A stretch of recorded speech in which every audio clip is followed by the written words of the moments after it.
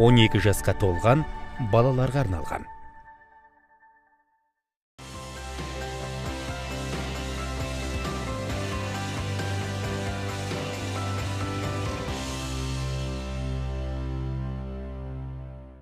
Қайырлы күн, құрметті көрермендер, эфирде сәті түскен сұхбат хабары. Қазір барлық оқу орындарына арналған қабылдау комиссиясының жұмысы басталды. Балалар грант негізінде оқуға түсуге үмітті. Олай болса, біз бүгінгі хабарымызда осы тақырып төңірегінде әңгіме өрбітеміз. Студиямыздың бүгінгі қонағы Ақмарал Рамазанова, Марат Оспанов атындағы медицина университетінің қабылдау комиссиясының жауапты хатшысы. Ақмарал ханым, жоғарыда айтып өткеніміздей, қазір барлық талапкерлеріміз болашаққа үмітпен қарап осындай өздерінің құжаттарын тапсырып жатыр. Енді Марат Оспанов атындағы медицина университетіне келетін болсақ, биылғы жылғы шектік балл бұл қандай болады? Және грант негізінде оқуға алынатын балаларға биыл грант көбірек бөлінді ме өткен жылға қарағанда? Осы тақырып төңірегінде айтыңызшы. Енді грантқа мемлекеттік білім беру гранттарының конкурсына қатысуға құжат қабылдау осы шілде айының 13-інде басталды. Мына қазіргі кездегі апаттық жағдайға байланысты және мына су алып кеткен региондарға байланысты біздің Ақтөбе облысы осындай аймаққа жататын болғандықтан қабылдау 24 шілдеге дейін ұзартылды. Және де енді қазіргі кезде шектік балл біздің университеттің медицина мамандықтарына білім беру бағдарламаларына шектік балл 70-тен басталады. Бұл енді типтік білім беру жағына ұйымдарының ережесі бар.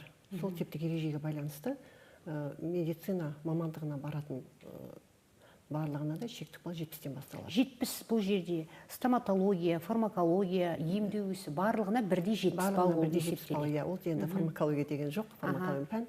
Негізі енді білім беру бағдарламасы, фармация, білім беру бағдарламасы, медицина, стоматология, жаңағы медико-профилактикалық ісі, педиатрия білім беру бағдарламасы, фармация білім беру бағдарламасы, мейіргер ісі деген бар, және де сосын қоғамдық денсаулық.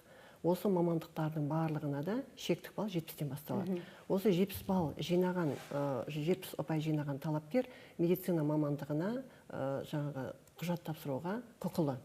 Енді ол сол 70 баллменен грантқа өтеді деген сөз жоқ. Ол енді себебі конкурс болғасын, барлығы да 70-тен асқан балалардың барлығы соған тапсыра алады. Және де сосын осы тапсырып болғаннан кейін Астана қаласында жаңағы мемлекеттік комиссияның қатысуымен осы грант конкурсы өтеді.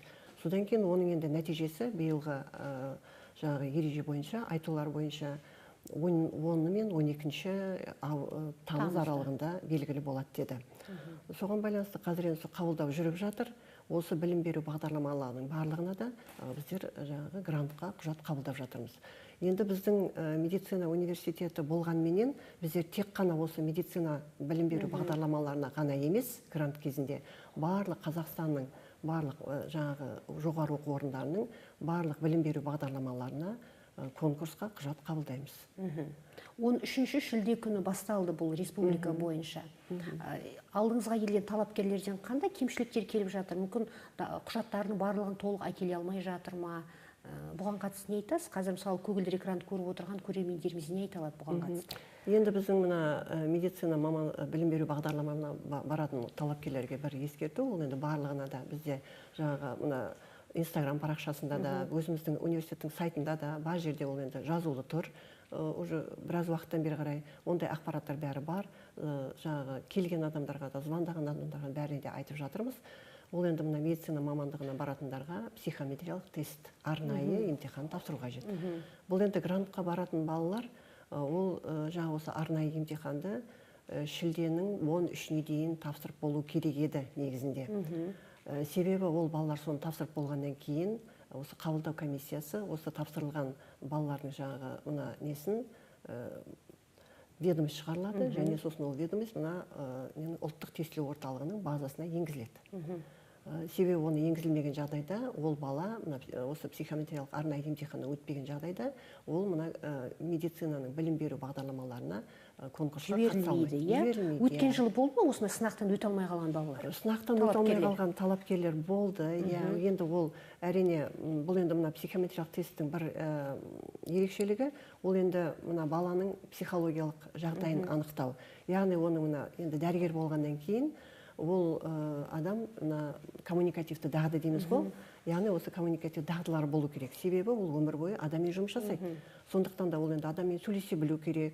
Ол жаңағы әртүрлі адамдар келеді, әртүрлі науқастар келеді. Сондықтан да олардың ол кейбіреулері мысалы ашық айтуы мүмкін, өзінің жаңағы шағымдарын. Болмаса кейбіреулері ішімдегіні біліп алды деп отыратын адамдар да бар ғой. Сондықтан да дәрігер болғандықтан ол сол адамменен тіл табысып, сол адамның жаңағы бүкіл шағымдарын анықтай білу қажет. Себебі мысалы осы дұрыс шағымның өзін жинап алу, ол мына диагноздың 50%-ін құрайды. Сондықтан да соның барлығын ол дұрыс білу керек. Осыны анықтау мақсатында, осы коммуникативті дағдысын анықтау мақсатында, оның жаңағы енді психологияның бір несі эмпатия дейді. Яғни эмпатия ол адамға жанашырлықпен қарау. Сондай дағдыларын анықтау үшін және де содан кейін оның осы мына жанашырлығы, эмпатиясын, сосын жаңағы стрессоустойчивость деген бар, стресске төзімділік. Енді өзіңіз білесіздер, дәрігер болғандықтан, ол енді дәрігердің жалпы біздің көп мамандықтардың барлығы сондай ғой. Мұғалім болсын, дәрігер болсын, бәрі енді үнемі стресс жағдайында. Ол енді постоянно сондай жұмыстарда істегендіктен, ол енді стресс өте көп болады. Сондықтан да ол дәрігер стресске төзімді болу керек. Сондықтан осы мына психометриялық тесттің негізгі мақсаты осы мына медицина білім бағдарламаны таңдаған баланың коммуникативті дағдыларын, оның стресске төзімділігін, оның эмпатиясын анықтауға арналған тест. Бұл сұрақ жауап түрінде өтеді ме бұл тест? Бұл тест енді психологиялық осындай тест болғандықтан сұрақтар беріледі, жауабы негізінде иә, жоқ деген екі-ақ жауап беріледі. Болмаса мысалы сіздің көңіл күйіңіз қандай қазір осы отырғанда. Бала мысалы айтуы мүмкін, көңіл күйіңіз жақсы ма деген сұрақ болады мысалы. Бала айтады, енді қазір өзінің көңіл күйіне қарай жоқ, иә деуі мүмкін. Ары қарата сосын мысалы бір жағдайларда, мысалы бір автобуста келе жатқан жағдайда, мысалы бір нәрсе ситуациялық сұрақтар болды. Біреуге бір нәрсе болды, сіз көмек көрсетесіз бе, әлде теріс айналып ұрылып кетіп қаласыз ба? Осындай сияқты сұрақтар психологиялық, ол оның жаңағы эмпатиясын, жаңағы осындай коммуникативті дағдыларын анықтауға арналған тесттер. Сондықтан да ондан қорқудың қажеті жоқ. Бұл барлық медицина университетте арналған ортақ тест. Ортақ тест болғанда енді әрбір университет өзі жаңағы жасап шығарған тесттер әрбір университетте болады. Енді осы мына біздің Қазақстанда қаншама медицина университеттері бар, соның біреуінің сол тестті тапсырып алса, сол барлығына жарамды, бүкіл Қазақстан бойынша. Қанша уақытқа дейін жарамды болып саналады? Ол осы жаңағы мына желтоқсанның 31-іне дейін жарамды. Сондықтан да кейбіреулер түсінбей қалады да, мына ата-аналар қаншалықты қажет бұл не сынақ деп айтуы мүмкін. Сөйтіп айтуы мүмкін. Содан кейін енді көпшілігі жаңағы мына балалар ойлайды ғой, мына грант кезінде ол 4 мамандықты таңдайды. Мысалы жаңағы 4 жоғары оқу орнын таңдауы мүмкін. Болмаса бір жоғары оқу орнынан 4 мамандық таңдауы мүмкін. Енді ол әр баланың өзінің құқысы ғой. Сондықтан да ол ойлайды, 4 жаңағы жоғары оқу орнын таңдасам, соның барлығының сол тестін тапсырып алуым керек деп ойлайды балалар. Сондықтан сол мақсатта олар көпшілігі сол барлығын тапсыруға тырысады. Ол енді қажет емес, тек біреуін ғана тапсырса, сол барлығына жарамды. Яғни бала Асфендияров атындағы медицина университетін таңдап отыр, бірақ Марат Оспанов атындағы университетте осы сынақтан өтсе жеткілікті болып саналады. Жеткілікті, иә. Сіз жаңа факультеттер туралы айтып өттіңіз. Енді стоматология, педиатрия, емдеу ісі бұлардың барлығы түсінікті. Ал мейіргер ісі деген факультетті бітірген болашақ маман кім болып жұмыс жасайды? Енді мейіргер ісі деген бұл жоғары білімді мейіргер ісінің бакалавры деген документ алып шығады, диплом алып шығады. Ол енді осы мейіргер ісінің жаңағы мына осының дамыту мақсатында осы мейіргерлік істі, яғни ол енді өте бұл мына шетелде өте жақсы дамыған бұл мамандықтар. Бұған орта арнаулы білім алатын еді ғой? Жоқ, орта арнаулы білім, ол жаңағы мына медициналық сестра болды, мейіргер. Ал мейіргердің ерекшелігі қандай, өзгешелігі? Жоғары білімді маман, бұл енді айта кетсек, бұл менеджер. Жаңа осы мына денсаулық сақтау ісінің менеджер ретінде де жұмыс жасай алады. Және де сосын оның енді жаңағы функционалы өте көп басқа жаңағы мына кіші орта білімді буынға қараған кезде. соларға басшылық жасайтын адам дейсіз ғой. Менеджер, қарапайым тілмен айтқанда. Енді қазір химия, биология бағытындағы саланы таңдаған талапкердің қай-қайсынан сұрасаң да, медицина университетіне барам, болашақта кім болам? Стоматолог боламын дейді. Стоматолог, жаңылтпа, стоматология. Қазір енді балалардың барлығы көп ақша тапқысы келеді, оны жоққа шығаруға болмайды. Ол өздерінің қалауы, ол мүмкін дұрыс та болар. Дегенмен стоматология саласында биылғы жылы грант бар ма деген сұрақ туындайды. Енді жалпы гранттың санын айта кетейін, бана бір сұрағыңыз жауап бермей кеттім ғой. Осы Қазақстан бойынша медициналық білім беру бағдарламаларына жалпы 2700 грант бөлініп отыр. Ол енді былтырғыдан көп те емес, аз да емес, тап сол былтырғыдай. Былтырда сондай грант бөлінген, биылда сол гранттың саны сондай, мемлекеттік гранттың. Енді оның көп бөлігі негізінен медицинаға бөлінеді. Бұның жалпы медицина дейтін еді, қазір медицина деп аталынады. Осы соңғы 3 жылда сол мамандық соған бөлінген. Енді стоматология мамандығына бар болғаны 20 грант бөліп тұр Қазақстан бойынша. Қазақстан бойынша, иә? Қазақстан бойынша, иә. Сондықтан енді жылда солай бөлінеді, ол енді оған ешкім таңғалмайды. Жылда сондай бөлінеді, 20 грант. Сол 20 гранттың енді жылда біздер 6-ын, 7-ін біздер аламыз негізі. Енді сондықтан да оған енді өзіңіз білесіз, енді гранттың саны аз, оған тапсырушылар өзіңіз айтып отырсыз, өте көп. Бәрі енді ол бір жағынан ойлаймын, енді көп ақша табамын деп ойлайтын шығар. Сосын енді стоматологияны бітірген адамдар тек 6 жыл ғана оқиды ғой. Мысалы 5 жыл бакалавриат. 9 жыл оқымайды. 9 жыл оқымайды. 5 жыл бакалавриат, 1 жыл интернатура, сонымен бітіреді, маман болып, уже жоғары білім маман болып жұмыс жасай береді. Сол да қызықтырады шығар бір жағынан. Сосын бір жағынан енді басқа дәрігерлерге қарағанда енді ақшасы көп деп ойлайтын шығар, сондай енді адамдардың халықтың арасында сондай ой пікір бар шығар. Соған да байланысты енді соған көп келушілердің де саны көп. Сондықтан да енді адам көп болғасын бір орынға бірнеше көп адамнан келеді. Енді 20-дан астам жылда былтырғы жыл мысалы 30 адам болды бір орынға. Сондықтан да енді биылда үлкен конкурста жоғары. Соғыс болады дейсіз ғой осыған қатысты. Енді оған мысалы 140 балдың 136-дан жоғары алғандары соған үміткер бола алады. Сосын көпшілігіне мына квотаменен өтіп кетеді балалар. Осы квотаға тоқталайықшы, қандай квоталарымыз бар? Сонымен қатар біз биыл суға кеткен аймақтардың қатарына жатып отырмыз. Қандай жеңілдіктер бар? Енді суға кеткен аймақтарға енді жеңілдіктер болғанда мына грантқа тапсыру уақытын ұзартты. Сосын содан кейін тағы бір жеңілдік. Және қыстың кезінде, қыс айында тапсырған осы ЕНТ бірыңғай ұлттық жарамды болып, бұл үлкен жеңілдік. Жеңілдік, осы қыста қаңтар айында және сосын наурыз айында тапсырған ЕНТ-ның ұбт-ның қорытындылары жарамды. Бірақ бір айта кететін нәрсе, ол жарамды болу үшін гранттың ЕНТ-сында тоже тапсыру қажет. Болу керек. Ол жақсы балл болмаса да, төмен балл болған жағдайда да тапсырса болды. Жаңағыны сонда қолдана алады қыстағы, қаңтардағы және наурыздағы ұбт-ның қорытындыларын. Себебі ол болмаған жағдайда онда жарамсыз болып саналады. Күні кеше ғана осы бізге бір ата-ана солай келді баласыменен. Мен сондай естідім, сондай бар екен, мен январдағы нені қолданам деп.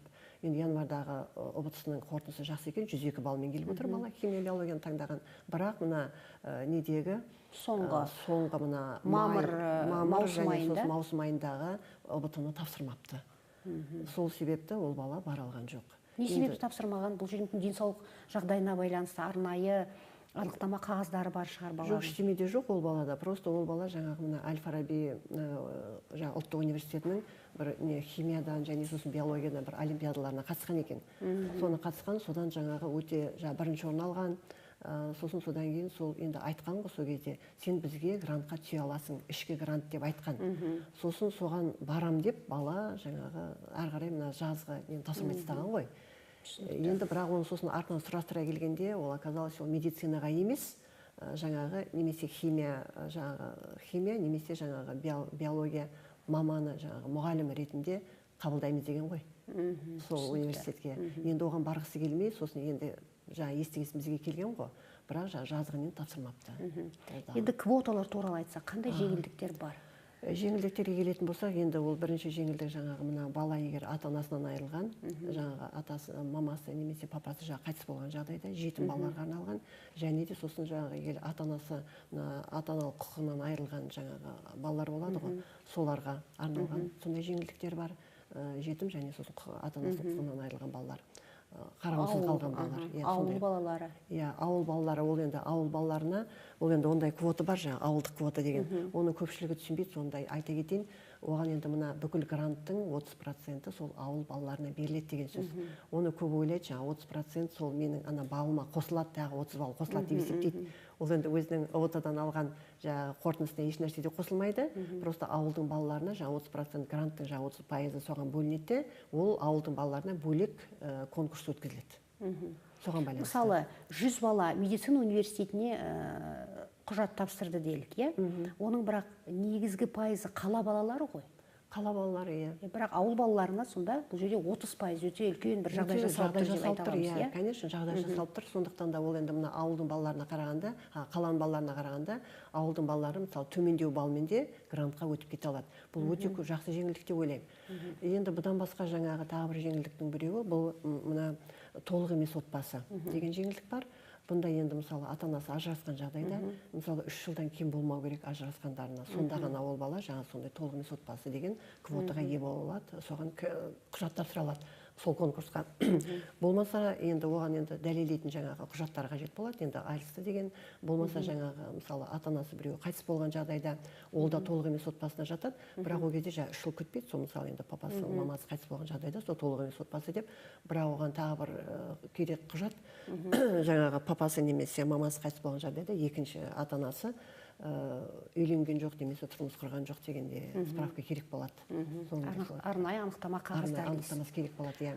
Одан басқа көп балалы семьяларға, отбасыларына арналған квота бар.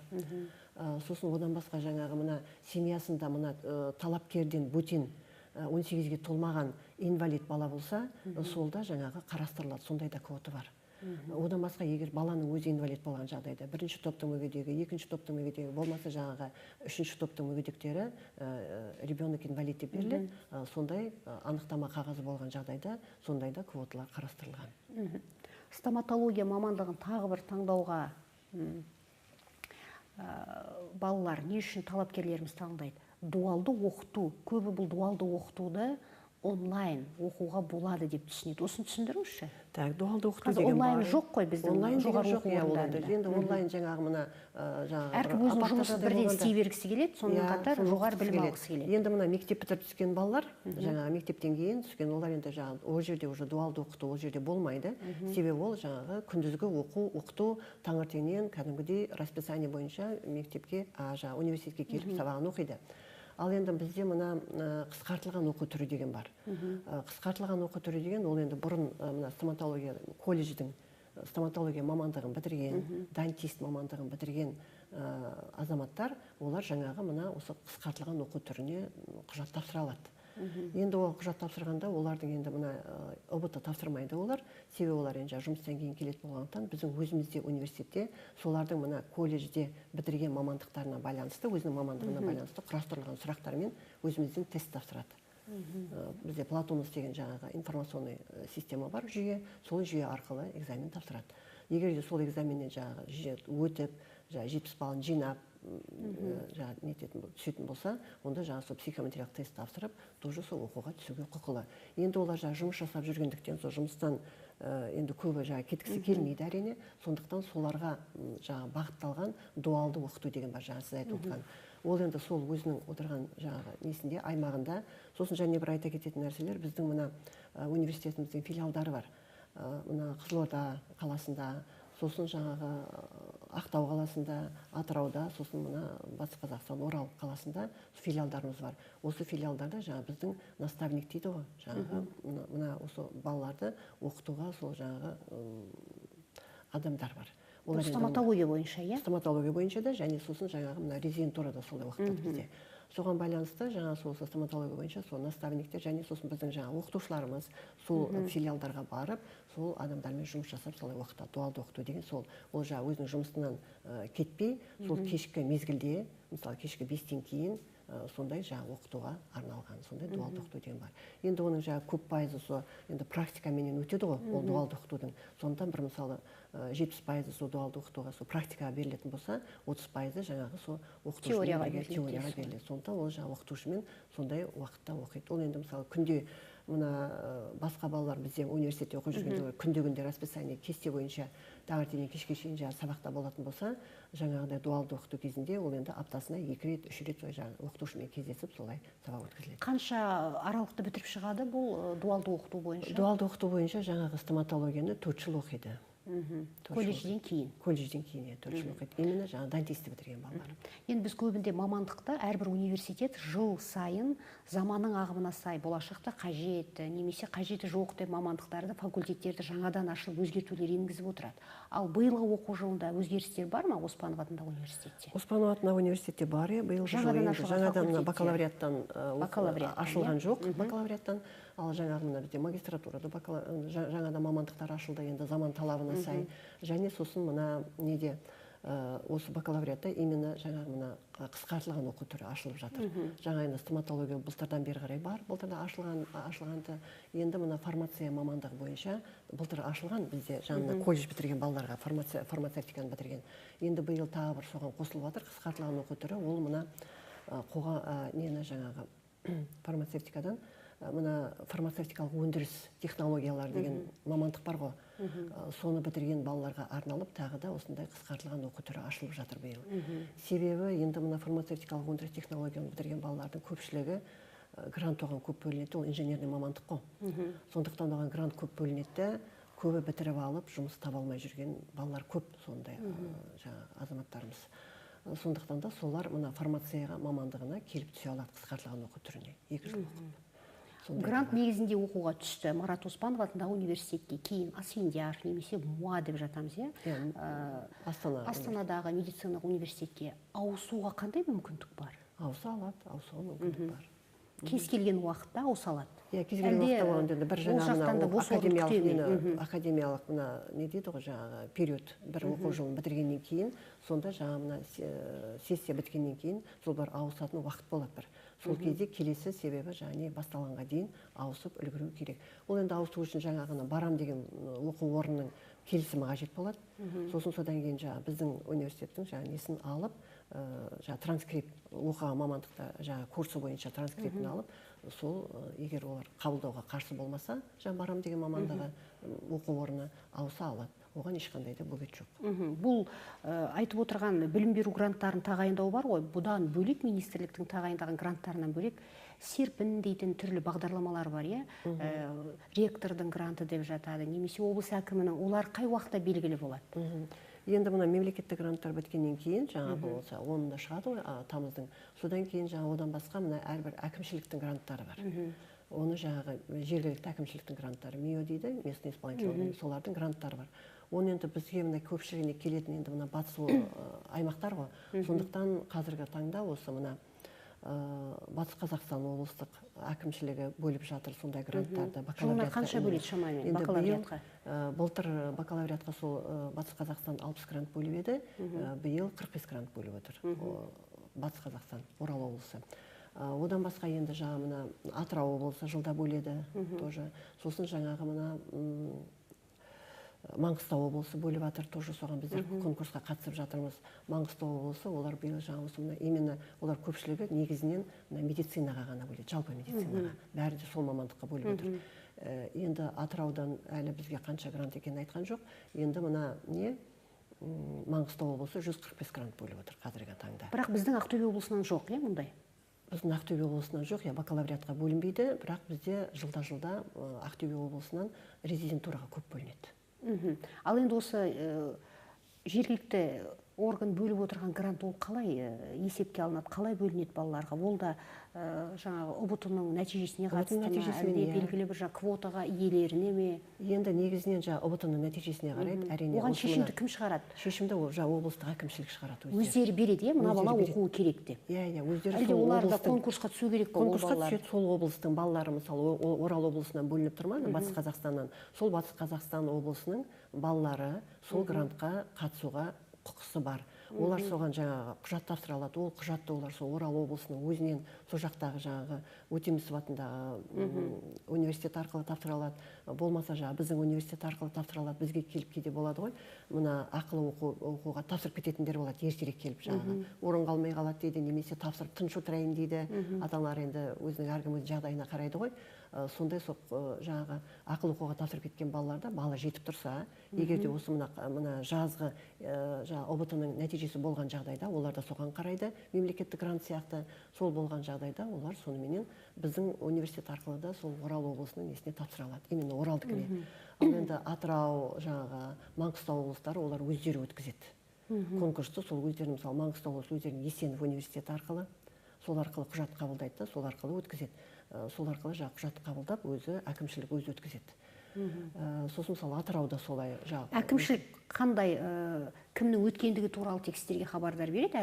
Болды, иә? Бізге біздің қатысымыз жоқ, приказ жібереді. Енді олар көбінесе, мысалы мына ұбт-ның балына қарайды, плюс еще жаңағы семья жағдайына қарайды. Квоталар көп балалы, жаңағы сосын инвалид болған жағдайда, ата-анасы инвалид болған жағдайда, олар солардың барлығын ескереді. Соған байланысты гранттар бөлінеді. Сосын егерден де кейде болады, мысалы сол гранттар бөлінеді, сосын бала мысалы жаңағы мемлекеттік грантқа ауысып кететін де жағдай болады. Кейде мысалы енді жаңағы кейбір түскен балалар оқымаймын деп отказ береді, болмаса жаңағы бір орын босайды. Сондай кездерде ол бала сол мемлекеттік грантқа өтіп кеткен жағдайда жаңағы әкімшіліктің гранты қайтарып беріледі. Сосын оған ол әкімшілік қайтадан сол курсқа ақылы негізде оқып жатқан баланы ауыстыра алады, иә? Ауыстыра алады, олар қайтадан сол облыстың балалары конкурсқа қатысады да, сол балалардың біреуі сол грантқа егер болады. Облыс әкімінің, әкімдіктің грантымен оқып жатқан бала шәкіртақы ала ма? Алады. Шәкіртақы алады, иә. Оны кім тағайындайды шәкіртақыны? Сол жаңағы әкімшілік тағайындайды. Сол бөліп отырған университеттегі қандай қалыптасқан шәкіртақы бар, сол бойынша алып отырады, иә? Ал ректордың гранты деген не бұл? Ректордың гранты деген енді ол бізде биыл ректордың гранты 2 грант бөлініп отыр биылғы таңда. Ол мына фармация мамандығына және сосын қоғамдық денсаулық сақтау мамандығына, ол 2 мына әскер қатарынан келген балаларға сондай 2 грант бөлініп отыр. Әскер қатарынан келген бала 70 балл, шектік балды ала алса, дәл осы грантқа өтіп кету әбден мүмкін. Емдеу ісіне мамандығы бойынша оқуға түскен бала кез келген уақытта басқа факультетке ауыса ала ма? Қазір енді бұрын ондай ауысуға мүмкіншілік болатын еді. Қазіргі таңда мына ГАСО дейміз ғой, жаңағы оқыту бағдарламалары, ол енді әртүрлі. Сондықтан да қазіргі кезде ол енді басқа мамандыққа ауыса алмайды. Мүмкіндік жоқ, иә? Сіз жаңа ақылы бөлім туралы айтып қалдыңыз. Қазір енді барлығы осы білім беру гранттарын тағайындау конкурсына қатысу үшін құжаттарын дайындап жатыр ғой. Ал ақылы оқуға түсем дегендер, мысалы кейбіреулер тамыз айын күтіп отыр, шектік балды жинай алмағандар. Олар өздерінің құжаттарын қашан тапсырады? Әлде қазір тапсыра берулеріне құқықтары бар ма? Шектік балды жинай алмағандар қазірге тапсырып жатқан жоқ олар. Себебі олар жаңағы енді бізде мына министрліктің бұйрығыменен, денсаулық сақтау министрлігінің бұйрығымен биыл 30 майда коллегия өткен министрлікте. Содан барлық медицина вуздарына ақылы оқуға түсетін шектік балды көтеріңдер деді. Себебі енді жаңағы сапа болу керек. Бұл шектік бал ортақ емес пе? Ақылы да ақысызға 70 бал емес пе? Жоқ, енді 70 бал, 600 приказ бойынша 70 бал ғой, бірақ жаңағы осы ақылыға мені университет өзі көтере алады. Оспанов университетінде көтерілді ма биылғы жылы? Көтерілді, иә. Именно мына стоматология мамандығына көп келетін мамандықтарға. Стоматология және сосын медицина, жалпы медицина дейміз ғой, қазір медицина мамандығына 80 балл болды. Биылғы жылы ақылы бөлімге түсу үшін, иә. Сондықтан да енді жаңа балалардың көбі сол бала жетпей қалып отырғандықтан, енді соны тамыз айындағы ұбт-ны күтіп отыр. Соны тапсырып, содан 80 балл жинасам, сол мамандықтарға бара аламын ба деген үмітпенен. Енді 70 жинай алмаған балаларда, олар шектік балды жинай алмаған балалар, оларда осы ұбт-ны күтіп, августтегі тамыз айындағы ұбт-ны тапсырып, мүмкін соны жақсы жинап қалсам, түсуге үміткер болып отырған балаларымыз бар. Жоспар бойынша, мысалы, сіздер стоматологияға биыл 300 бала, не 400 бала қабылдаймын деп жоспарлайсыздар, иә? Бірақ жаңа жоғарыда айттық, стоматология өте бір қазіргі трендте тұрған мамандықтардың бірі.